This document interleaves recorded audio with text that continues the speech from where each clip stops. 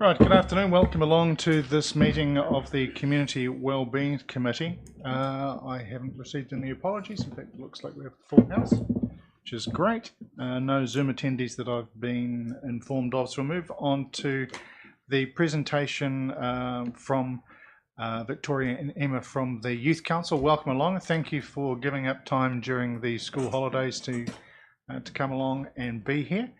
So it's a chance for you to talk to us about what's been going on at Youth Council and in particularly the recent trip to Wellington as well. Kia ora, Mayor and councillors and mana whenua representatives. I take the Youth Council report was read and we will go over some of the points of the Climate Change Workshop and Festival of the Future today.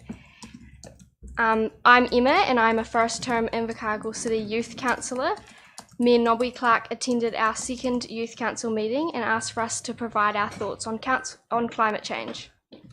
One of our youth councillors, Lily, was unable to attend today but would like me to pass on her thoughts. Her statement is, I do think it is really important that the economic impacts of any climate change acts are more heavily considered, especially considering that we are in recession. I don't think that is where money should be going right now, especially since we are not the largest contributors to pollution in New Zealand. At our Youth Council workshop, there was a lot of agreement about climate fatigue. We often feel overwhelmed by the bombardment of too much information and requests to engage around this topic. It feels as if climate change is being put on us as young people to solve. We hear from a lot of young people that they don't feel climate change should be their problem and believe that those in power are the ones who could be putting in more mahi to make a significant impact in reducing climate change. Youth Council encouraged Council to lay out the priorities in decision making and focus on purposeful action on climate change reduction measures that create a bigger impact rather than the smallest things that might be easy wins or good looks. Kia ora, I am Victoria, and unfortunately Liam, who is the other person that attended the Festival of the Future with me, is not here today. So on Thursday the 8th of June we flew to Wellington to attend the Festival for the Future, which is a 2-day series of workshops and speaker panels aimed at encouraging youth as decision makers for the future. I am going to give an overview of some of the speakers at the event and my thoughts on what we learnt. So the first one is Dr. Marsha McCauley. She had a provoking talk about AI, which is artificial intelligence, becoming teachers, and this shed light on what its usage in the future may look like, but I, however, do not agree because it would outweigh the human ability to teach students and it would not have the same sort of affection or sympathy that a human teacher can provide. Emmeline Pat Dahlstrom spoke about AI's role in groundbreaking environmental technology and shared an example of climate action work being developed with NASA to reverse the effects of climate change, which also helps link to Emma's topic and the youth councillors on climate change and climate action. And lastly, Laura O'Connell-Rapera spoke about climate justice and the decolonisation and re-indigenisation of New Zealand. She had a really interesting workshop that I attended where we did many, many activities about what each individual thought of Aotearoa and how we can help reverse some of the roles and how introducing public holidays such as Matariki back into New Zealand, and that helps create the re-indigenisation of New Zealand and help reverse the racial aspects of climate justice.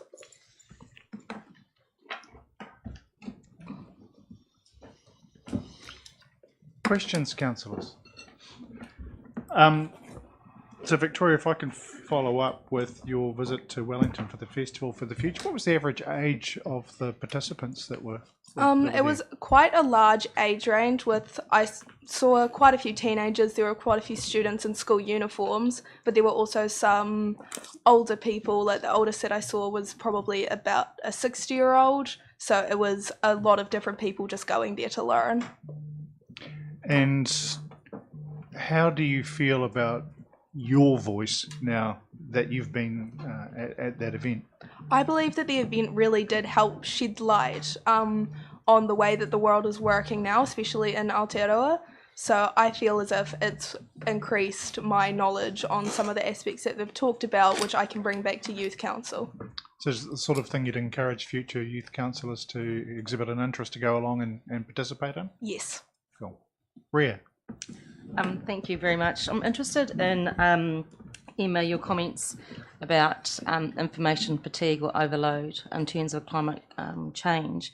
When you mention the word, a lot feel that it's being dumped on them for them to fix. Can you elaborate a little bit on what you meant? Or A lot of questions come our way about what should be done, and yeah, sometimes it feels like we don't have the knowledge, we aren't in power with all of the stats and things like that, so it can be hard for us to be able to make the change. Yeah. Mm-hmm. So would it be a more advantage to work with mixed experiences to come to conclusions on questions that you're given? Absolutely. Yeah. Thank you. Evelyn? Tēnā kōrua. Just following up on Rhea's question, really, and the whakaro that you're feeling as an age group over-researched in this instance. However, what I would, I feel over-researched. Don't feel alone on that. But I think that I'd really like to understand how, as an older person, like your grandmother or great-grandmother, older person, how am I supposed to understand what your expectations are of those of us who are in the decision-making roles, what things you want us to consider on your behalf? Because really what we're doing here is we make decisions that for probably we don't see the results for 20 or 30 years when it will be your problem. And I wonder how you think we should help you to understand that the decisions that we make now are very long term. Some of the results won't be seen for a time. So therefore it's really important, I find, for me, that I feel like a younger person is buying into what we're discussing and deciding. How do we bridge that gap? Yeah, I think it might be the information. It's sometimes it's quite a high, not understandable for us, that we can't understand, so that sometimes puts us out of interest. We're like, well, it doesn't matter to us, we don't understand what they're talking about. So people don't engage as to what might be going on and the decisions you are making. So yeah. So age appropriate language and age appropriate examples. Yes, yeah, absolutely. And understanding that we're not talking about short term fixes but long term visions. And making that clear when using the age appropriate language for us. So going back to the conference, did you think that helped you see that it was a long term, not a short-term fix thing, but a long-term solution thing? Yes, definitely. So how do you think that you translate that to your fellow youth counsellors and the students at your kura? Well, I think as someone who's already on the youth council, just by having those experiences, I can just use it in other examples. So when we talked about the climate change, I was not there that day. But when we speak about it again, I can bring up some of the things for climate justice that we spoke about. Like I can possibly do some of the activities that I did in the workshops and help the youth council and my fellow peers understand it on that level as well. Kamihi. Thank you, Mr. Chair. So I've got Trish, Leslie, Nobby, then Grant. Trish? Congratulations on your presentation, both of you. You're a credit to yourself. Victoria, I was really interested in your comment about AI. Because obviously, you don't see it as being the whole thing of education. But what do you and your other youth council or your age group think about it being useful as a tool to enhance your knowledge about climate change or things like that? Do you see that you could use that? Do you discuss that?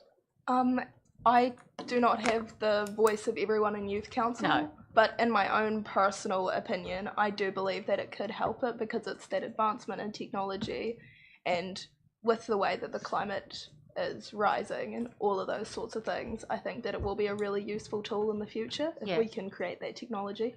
And you see, it's people like yourselves who will be able to help us use that, you know, because it's a young person's tool, really. Thank you. Leslie. Thanks, Chair. It's probably more a question for Emma because Victoria said she wasn't there for the discussion. But I noticed in the written report it says youth councillors urge council to explore more public awareness measures for climate change and influence or support greener practices. So was there some specific discussion about what public awareness measures you thought would work, or what specific support for greener practices you would like to see? I don't have an answer. I'd have to go back to Youth Council and ask that question as a group. Yeah. Yeah, be interested to get the feedback, because if there are specific things like reporting to Youth Council or things that Youth Council thinks could be better publicly presented, or you've got specific ideas about the greener practices you would like to see happening, it would be good to feed back that detail to us. Yes, absolutely. And I'm Thank sure you. Youth Council would be welcome to have that conversation. Thank you. Mayor Clark. Yeah, Victoria and Emma, thanks for the feedback. I was really surprised at what you gave us. I thought you might have come out with some real green statement about where we were going in the future, but that wasn't the case. I think if I look at that and I run that past most of the people around this table, with the exception of the tree cutting in Queen's Park, I would have got the same from councillors as well. So I don't think it's an age difference. I just think people have been overloaded information-wise about what is happening in our climate change. There's no coordination in New Zealand, so if we were doing it smart, we wouldn't be talking about this today. We'd have a regional council that covers all the Southland talking about climate change, so you'd hear the big picture and what the cost of mitigation was, which is what you've raised. You know, sometimes do you take the pain of trying to do something green only to find out that Brazil, Australia, America, China, India doesn't. If we don't do nothing and we do nothing, nothing will change unless those big players do something. So you know, it was really pleasing to get the report, even though the report wasn't all that helpful. It just reinforced for me that, because initially I thought when you hear about climate change and you see what you see on TV, you tend to see one of two people, and don't take this the wrong way. You see teenagers protesting really strongly about climate change, and then you look at people that I guess I'd categorise as Greens, and you don't see much of anything else. And so the fact that you've really come up with, I think, what a lot of people think is really good. Really good. Grant. Yeah, thanks, Chair. And yeah, firstly, I'd like to acknowledge the Mayor in terms of reaching out to Youth Council and providing the opportunity to come through. And well done to you two presenting. And I think, you know, I was really impressed with the report you've put together. I feel like it gives good consideration to a number of issues and gives greater insight to the council. So I think if you could take a message back to Youth Council, the process you're working through around seeking out voice and trying to be really representative about your demographic, I think is really valuable to this council. So I'd encourage you to keep the work up. Well done on your report, and well done today on presenting. Thank you. Leslie. Oh, thanks, Chair. Look, I just think because of some of the things that have been said, I do think, to be fair, the Deputy Mayor and I do sit on a regional group that's looking regionally at all the hard questions around climate change, and I don't think it would be fair to not acknowledge that there is a regional grouping which includes Mana Whenua, who's looking very hard at the regional response, and there is a lot of data still to be collected for our region to have the facts we need to decide on priorities, but the region has seriously started undertaking response work. Tom might like to add to that, but I just thought it would be a pity not to mention that is happening. If I may, Chair, I want really add to Leslie said it, so that there is a regional group which not only does Mana Whenua support but actually co-chairs, which is looking at how we can best approach this, things that we can do today, but more importantly things that we can do over the years to come. And I think the important thing for you to think about when you talk about climate fatigue, and you talk about the fact that this is not really your generation's problem, or not so much your problem, but how do you solve it? I think it's important to realise that, you know, this is something that we're going to be working on, particularly in terms of adaptation, protecting the city, for example, building walls to protect the city from sea rise. We're going to be working on this for probably 50 years. So one of you two, maybe I'll be the mayor, you know, that builds the last wall. I don't know, but it is definitely an issue that you, as you become adults, are going to be working on. I was very, very impressed, Chair, by the balance of this report. I suppose before I started to read it, I thought it would be alarm, but it's not. Very, very balanced. So congratulations for coming back with that. So could you maybe just comment though? I guess I don't talk to many people your age, except my granddaughters. But the impression that I suppose I have got is that there's an enormous amount of alarm among school children and teenagers about climate change. You know, alarm in the sense that, you know, the world will end tomorrow. Now, this does not actually come through from your report, and you know that's great because the world is not going to end tomorrow. But can I just ask you though, is there a body either within the student council or more broadly the people that you see at school who are alarmed in that way? Are there people who just absolutely think that the world is going to end within the next short period? There's definitely people that are more alarmed than others. I think everyone has a feeling within them that something needs to be done. Obviously, there are things being done. But yeah, there are people that have stronger feelings than others. I'm sorry, does it worry you when you speak to those or see that it might go beyond just alarm and actually become something which is beyond that, you know, almost hysteria or something? Not from the community around me, yeah. Okay, thank you. Grant and then Mayor Clark. Well, I was just going to ask, is the Youth Council representation on your regional climate change piece? No. No. Because it's not the only youth council either.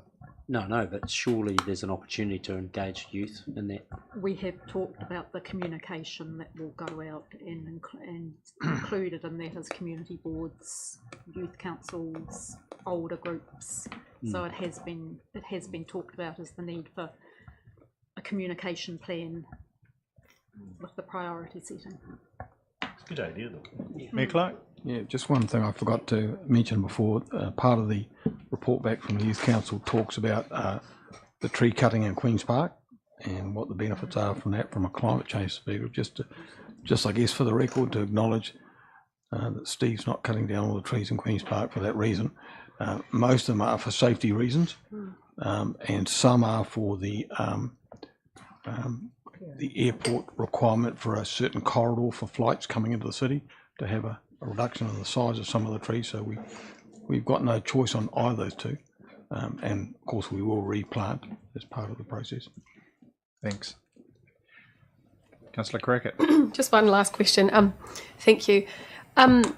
So I sit as chair of a board, a national body under local government New Zealand called Young Elected Members Network, and we are a cohort of all of the young elected members, which is anybody, strangely enough, under the age of 40, but that is an elected member.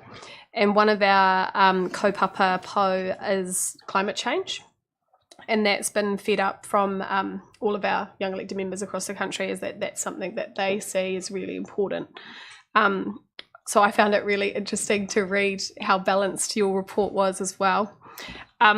My question is more around, I took a lot from the questions that you've got in here, but it's more around my reflection and experience with our young elected members group was more that,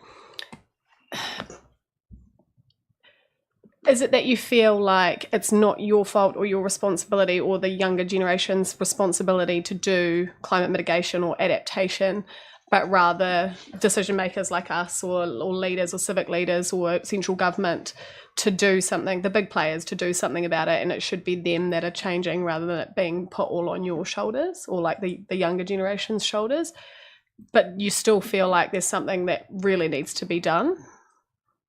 Yeah, I think we all feel that something needs to be done. Sometimes it can just be hard because of our age and that we aren't in the positions to be able to just make those changes, and they can't always just be made. So yeah. So I guess I was just trying to clarify that the youth still think it's extremely important. They just don't want it Absolutely, yeah. to. You don't want that. You don't want to feel like it's your responsibility to do something about it. Yes. Yeah. Right. Okay. Cool. Thank you. Okay. Thank you very much, Emma and Victoria, for coming along and speaking to the report and answering the questions. There is a motion that we receive the report. You moving, Grant? Yes. Thank you, Ria. I'll put that all in favour. Aye. Against? Carried. Thank you very much. Resume the holidays. Thank you. Mayor Clark. Just one reflection as they go. This is the second time we've gone to this youth group. Did the same thing for vibrancy around the inner city. I think it's a trend that needs to happen. We get a whole lot of information that we didn't expect today. Same when we get to the Rhiannon and her team went to the issues around the inner city upgrade as well. Should be a pattern that we should continue to do. Thanks. Thank you. So yeah. Run while the getting's good. Councillors, that brings us into minutes. We've got a group of minutes from the City Centre Heritage Subcommittee from Wednesday, February 1st. Moved Councillor Campbell, seconded Councillor Kett, since you were both, apologies. There was no, oh sorry, Councillor Soper, you were there, so you can move and somebody can second pro forma. Yep. Put that all in favour? Aye. Against? Carried, which brings us to the one that did. On February the 8th. Councillor Soper, Yes. moving. Seconded. Tom, thank you. Put that all in favour? Aye. Against? Carried. Gosh, you've been busy. Another extraordinary meeting, February 28th. Very busy committee. I'll move that. Seconded. Tom. That's what you get for adjusting your glasses. Put that all in favour? Aye. Against? Carried. March 23rd, same committee. I'll But she move keeps that. us busy, doesn't she? Doesn't she? Taskmaster. And Peter, you seconding that one? Thank you. Questions? Put the motion all in favour? Aye. Aye. Against? Carried. Change of committee. The Community Wellbeing Fund. Trish, I'll move that. I'll second. any questions? If not, I'll put the motion all in favour. Aye. Aye. Against? Carried. We get a 1 meeting reprieve before we come back to the City Centre Heritage Subcommittee, May 3. I'll move that also. Thank you. Seconded. I was going to say Councillor Arnold, but he's done a bunk already. Tom, thank you. Questions? Put that all in favour. Aye. Against? Carried. Trish, back to you for the Yes, I'll Community move that. Wellbeing Fund, May 25th. Second. And seconded Grant. Questions? Put the motion all in favour. Aye. Against? Carried. Same committee's meeting on June 13. Moved Trish, seconded Grant. No questions? Put it all in favour. Aye. Aye. Carried. Leslie, the City Centre Heritage Subcommittee meeting, June 21. Move that with pleasure. Thank you. And seconded Tom. Put that all in favour. Aye. Against? Carried. Trish, back to you. It's like a game of tennis. Welcome to Wimbledon, since it's on at the moment. I'll move that. Thank you. Grant seconds. Questions? Put it all in favour. Aye. Aye. Against? Carried. Minutes of the District Licensing Committee meetings across June. I'm happy to move. I'll second that. Thank you, Leslie. Any questions? Put that all in favour. Aye. Against? Carried. No spelling corrections this time. We were extra vigilant. Youth Council, we've done. Thanks for the heads up, though, Peter. You know, you raised the bar for us.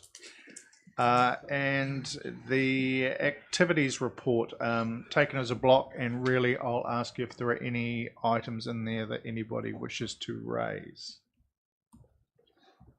Steve, is there anything in particular you'd like to signal?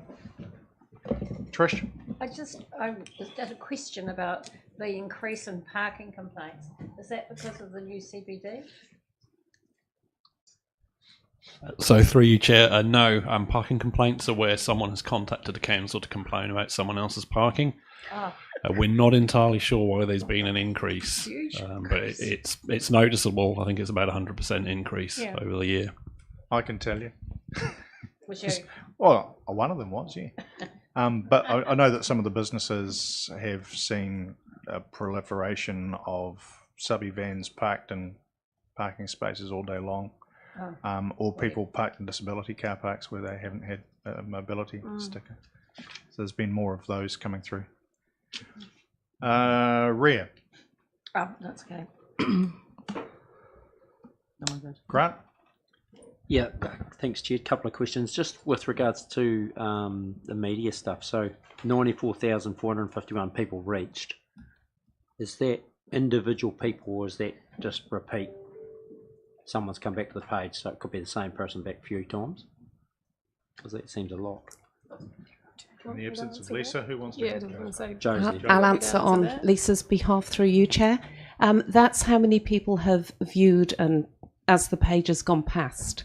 So they haven't individually gone into our page, but for whatever reason that's come up on their page and it's as they've scrolled past. So that's individual people. That's Yes. quite a big reach, isn't it? Yeah. Yeah, and then so secondary, and just with reflection on the youth council, like how's their social or a media strategy or social media strategy reaching young people? Are we capturing that in our data? Like, have we got a demographic view of? Yeah. We have. The absence of. Yeah, Joe. I will check that with Lisa to be clear and come back to you on that. But I know the Instagram that has a younger reach on the 100%. Instagram pages. Yeah. As does the TikTok. Alex? Yes. Sorry, in the absence of Lisa as well, absolutely you can break down any post by analytic for demographics. So you can go into and see on each post who and which age range, what gender, But that's not in where the they report. are. It's not in the report, no, but that's my they question. will have access to those analytics. The thing is, you'd have to run it for each social media platform rather Yeah. than presenting it combined, and that's quite a weighty report. The Well, but I information is there if I people, think it's important we connect back to, are we reaching these people? and that's the question to ask. Yeah. Thank you. Nobby. Yep, I've got several questions. So on the issue of the Bluff Service Centre and the library there, and hearing what we heard from Richard this morning about the outreach of the library service, am I right to assume that 220 that's referred for May last year would be in a COVID period or close to, and the comparable this year is 132, so that's a significant drop. Through you, Chair, our the library numbers are collected manually by the team in the Bluff Service Centre. But yes, that is the numbers that come through and visit the library at the back. And it is open all hours that the Bluff Service Centre is open as well now. And again, on page 6 of the report, an interesting statistic there about Sandy Point and the people using that for recreational purposes. I guess the purple line's significant. And a bit later on in the same report on the following page, because we've had this discussion before about whether we do anything about the old Ariti Sands ex-golf course and whether it needs to be mowed more regularly or some of the noxious plants taken out. 6,000 visitors over a 7-week period, and that golf course is significant, very significant. Best part of 1,000 a week. So that was, I guess, just a reflection. The other issue is on Russell Square playground development, and I don't see anything there about the installation of a toilet. And last term we made a decision that in this coming year, which I can't remember was 23 or 24, that we would actually have a public toilet down there. Community's been whistling out about that for quite some time now. So if somebody can help me with that, Steve or somebody. Yeah, it was also reflected to those of us that attended a meeting at Ngāwhaiwha on Sunday as well. Steve? Look, I'll have to come back to you on that one for the next Community Wellbeing Committee. But Will you still be here then? Sorry? Will you still be here then? Thank you. You will be. You know, it has been raised by the committee quite a few times. Thanks. If you could come back with that for the next meeting, Steve, that'd be great. And the final issue for me is, as we consider where to go to with He Wakatuia longer term, which is not necessarily in the next year or two. When I look at the results on page 15 of the report, and you look at the graph there and the green line that goes across, that would imply in parts of early parts of the year that we're getting visitor rates of about 30 to 35 a day, which I would have thought is a bit light for a sort of investment we got there. And so if we're looking somewhere else, maybe one of the keys that we should be looking for is maybe more attraction purely based on location as we go forward. You're nodding for the record, so that's good, Steve. And I guess the last thing for me was on the very last bit about Pacifica, that George had come forward and asked for some of the collection to be located there as part of their commitment, and I'm pleased to see that some of the items have been placed there. I assume that'll be on a rotational basis, Steve. Through you, Mr. Chair. Look, yeah, and Wayne also talked about that this morning in the workshop around our focus on partnerships, around how we get our collection out to more people more often. Yeah, thank you. Leslie. Thanks, Mr. Chair. It's not a question, it's just a comment on the innovative library programs during May, and I know during June because I attended some of them. Just to say well done to the library, they really are bringing forward the vibrant community hub intention with the programs that we're seeing reported. Thanks for the feedback. Evelyn. Yeah, so just a comment on the Sandy Point activation, which could perhaps have been as a result of the campaign that was going on at the time. I'd be more interested if it was sustained. So it's at this point it seems like it's a blip that has happened because of attention that's been drawn to it. If this is sustained over a year, it's a positive thing. If it's only over a couple of months or 3 months, then it's just that. It's something that happens when something is drawn to people's attention and they go out there, the awareness of it. I'm more interested in looking at where we're not seeing sustained activity and wondering, you know, why not? For instance, the estuary walkway, which is relatively accessible without having to take a car, even for a lot of people who live over that side of town, where there's, you know, a little bit of dropping off of activity, whether it be just it's seasonal or whatever.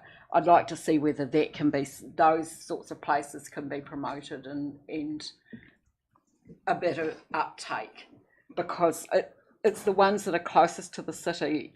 Thompson's Bush doesn't get a great deal of activity according to this, and we don't even have the tracks and trails within Queen's Park recorded in this report. So for some people that is where they go for their recreational fresh air time.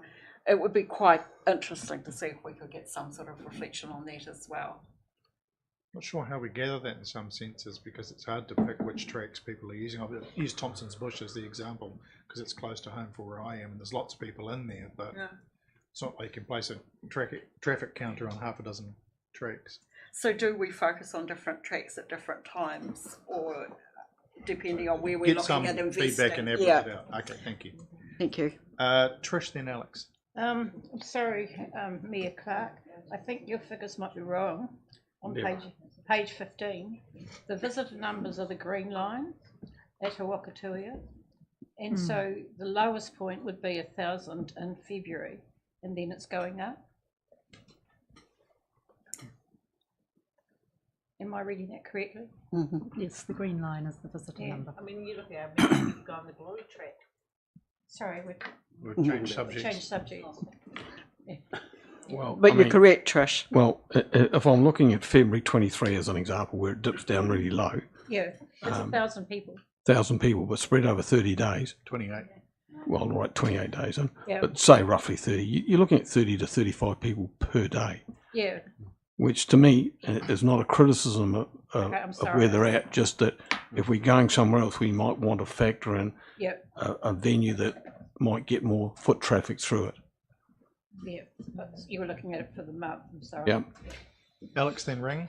I'd just be really interested to know whether or not the track counter at Arete Links X Golf Course is specific for when people are actually going out onto the fairways or the previous fairways rather than the astronomy club. Because Well, it's only one of half a dozen clubs that use that, right? Well, yeah, that's what I mean. Like all the other clubs that use that facility, because that may just be skewing that data considerably. Nobby? Yeah, I can help with that. Look, I'm assuming, unless Steve tells me otherwise, that it's on the road that leads down to is where they've been monitoring. The over and above the dog walkers, who are significant, I have to tell you, there's literally hundreds some days going through those dog walking areas. They do have the Astrological Society, which is a very small network of people, and they do occasionally have what do you call them, those cross-country things, orienteering, but they're very few of those events, and they're not huge numbers either. But the dog walkers are significant. I mean, some mornings there's 30 and 40 dogs. You got their First little thing plastic bags? Yeah, it's huge. Ringy. Oh, well, that's a nice introduction. Animal control. Okay, now we've really got I'm just wondering where I would see in that list under animal control complaints against barking dogs, residential disturbances. I just wondered, is that something that only would present itself if it ended up in an infringement or something, or is that monitored? Yes, it is. And where do we see that? So the short answer is yes, it is monitored. Previously, I don't think that we have reported on it, but by all Yes. means, we can continue to report on Yes, it. it has been Yes, previously. it has been reported previously. So if that could be broken out next time, that'd be useful. That'd be fantastic. No problem. Thanks. Good question. Any others? If not, that brings us back to a motion to move to receive the report, which is moved Evelyn, seconded Trish. I'll put that all in favour. Aye. Against?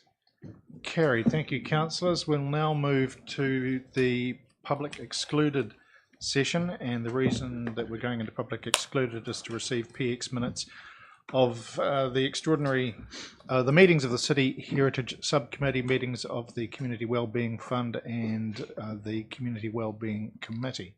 And for the reasons as outlined, I'll move that we go into public excluded.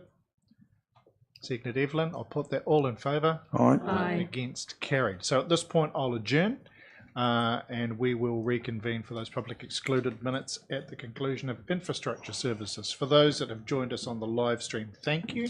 It's going to take us a couple of minutes to swap over to the Infrastructural Services Committee stream, so you can pick up that meeting on the other link. Thank you.